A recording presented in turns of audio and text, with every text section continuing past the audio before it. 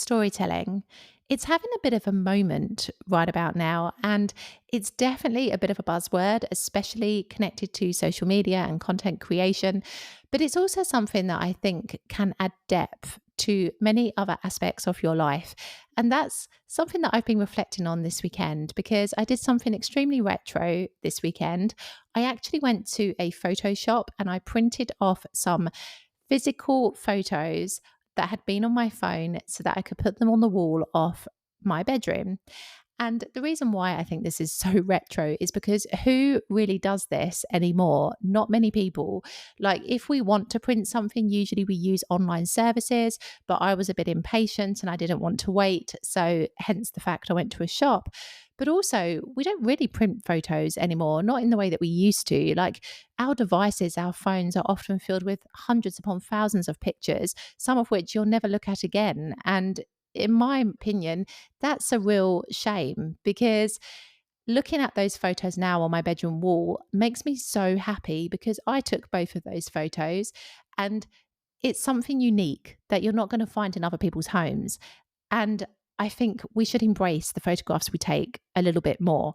But I digress because the point of what I'm saying is that I wanted to put some photos on our bedroom wall that told a story.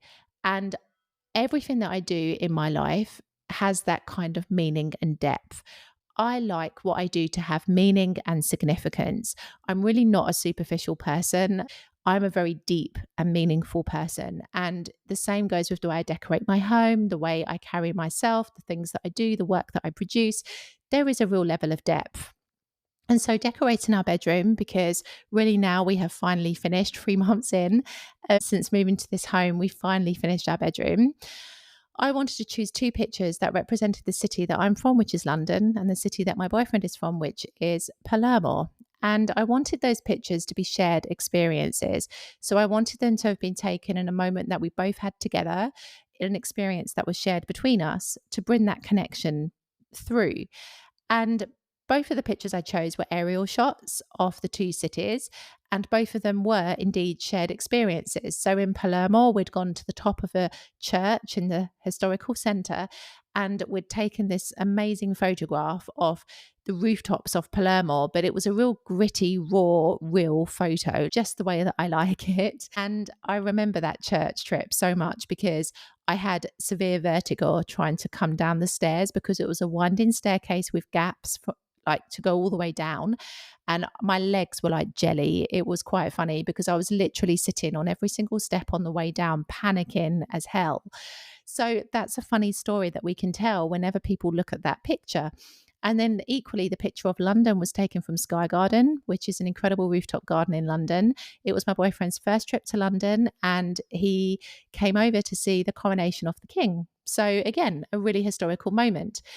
And so both pictures have that kind of storytelling theme beneath them. And I love that. And it's something that I want to replicate in other parts of my home in terms of putting pictures up that have meaning, doing things that have significance. Now, it's not just my home in which this plays out, but also in the tattoos that I have on my body. So a lot of people will get tattoos in the whim of the moment. Like, maybe they're on holiday, they've had a few drinks, they think it's a great idea to get a tattoo. And often those tattoos come filled with regret later on because they don't turn out the way that people had hoped. But for me personally, I wanted to create tattoos on my body that had significance because they're there until you are old and grey unless you get them removed. So, I don't want to be walking around with a picture of Mickey Mouse on my arm when I'm like 90 years old, if I live that long, I hope so. So I was like, okay, I want to have tattoos with meaning. So I remember my first two tattoos I got in London. One tattoo had the name of my grandmother's on, and the other tattoo has an Italian expression on just before I moved to Italy. Then I got my third tattoo in Salerno, and it was off a feather because there was a feather that appeared really randomly in my bedroom the night before my grandfather died. And so ever since then, the feather has been my symbol. And so I had that done on my hand in honor of my granddad. And then I had my most recent tattoo done in Palermo in English, and it's my mantra for life: to believe is to become. And so all these tattoos represent different stages in my life, represent the three different cities I've lived in my life, and all have significant meaning to them. And I love that. I literally love that. It plays into my creativity. It plays into the kind of value that I want to add to my life.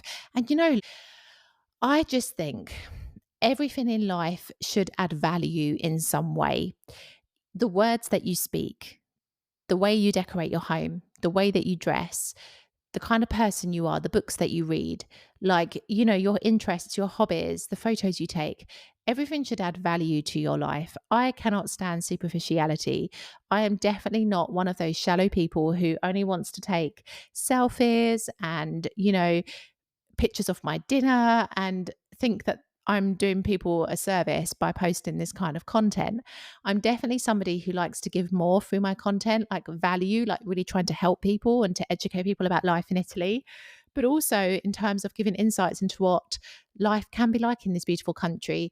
And so I definitely feel that diving deep with your life and allowing storytelling to play a part in that can really help you to carve out something very, very unique to you. Because let's face it, we can all copy each other on some respects. We can copy each other's content, we can copy the way that we look, we can copy, I don't know, objects that we own or trends or fads, whatever it may be. But there's something that you can't copy, and that is the experiences necessarily that another person has had and their exact kind of story behind their life. And this is why I think storytelling is so powerful in content creation, but also in life. It's something that is uniquely yours. And I think if people were to add this level of depth to their life through the most simple day to day actions that they carry out, I really think that everything would just carry so much more value and be so much more special and significant as a result. I honestly think sometimes we don't appreciate things because they're not that important to us. There isn't enough of a story behind them for them to be that important. So, if we really were to have a deep rooted story behind everything that we do in life, I really believe that we would appreciate things more because of that. And so, in today's episode, I want to encourage you to see where in your life you can inject some storytelling, whether it's some photos that you print and put on your wall, whether it's old objects that have sentimental value that you suddenly start using again or displaying in your home, whether it's a piece of clothing that you remember buying on holiday once and now you start wearing it again. Whatever it may be, what are some ways that you can inject storytelling into your life in the most simplest form? Maybe it's a dish that you recreate from like a family recipe. Storytelling can exist everywhere. And I think it's such a beautiful thing to lean into and to embrace more in our lives, not just for social media's sake, but in our everyday life. And so I hope that I can encourage you to do the same and to lean into some of your stories and some of the special symbolic moments that you've experienced in your life. I will see you in the next episode.